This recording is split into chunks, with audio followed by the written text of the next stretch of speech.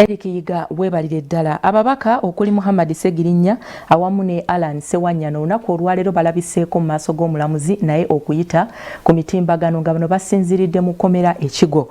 Wabula n'olunaku olwaleero omuwaabi wa gavumenti ategeezezza nga bw'akyetaagayo akadde akalala okwongera okunoonya obujulizi ekirese bannamateeka bababaka nga beewuunya okubanga okutuuka kati obujulizi bukyababuze. Nga tukyali mu bitundu by'e Masaka abasibe babiri bafiiridde mu buduukulu bwa poliisi mu bitundu eby'obukomansimbi ssaako era ne Masaka eyo. Ababaka ba parliamenti ababiri abawere nemba n'emisango egy'obutemu bakomyewo leero mu kkooti ekubirizibwa omulamuzi Grace Wakoli wabula ebyokuyimbulwa ku kakalukayo biwanvu.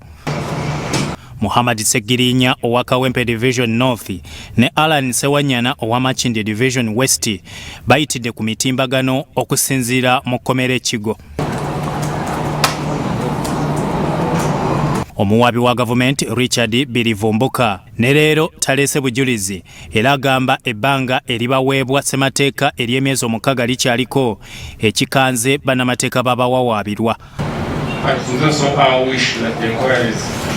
Are complete as soon as possible. With that one we pledge, we are going to do it. Good enough, we are still within the 6 months limit. Muhammad Segirinya afunyemu agogera n'ategeeza nti yakubwa nnyo ng'atawaanyizibwa n'ekirwadde eky'ekibumba.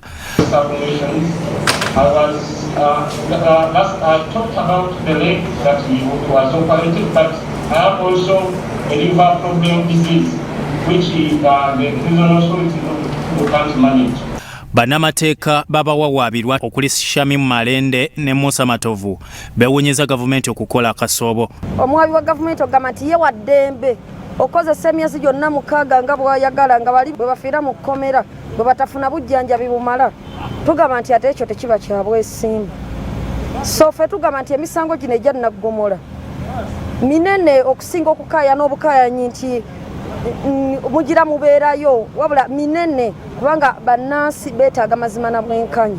Abantu b'e Masaka baafuna ekizibu ky'okuba nti batemulwa nakati ng'ebijambiya bikyagenda mu maaso ne mu bitundu ebirala eby'enjawulo ate nga si bino bye bisoose n'emyaka emirala wabaddewo ebijambiya. Nga tukyali e Masaka abasibe babiri bafiiridde mu kaduukulu ka poliisi omu Masaka omulala Bukomansimbi. Kyeyune Ronald afiiridde ku poliisi enkulu e Masaka bw'abadde addusibwa mu ddwaliro nga yakwatiddwa ekiro ng'agezaako okubba emmotoka ya Faaza e Busanje.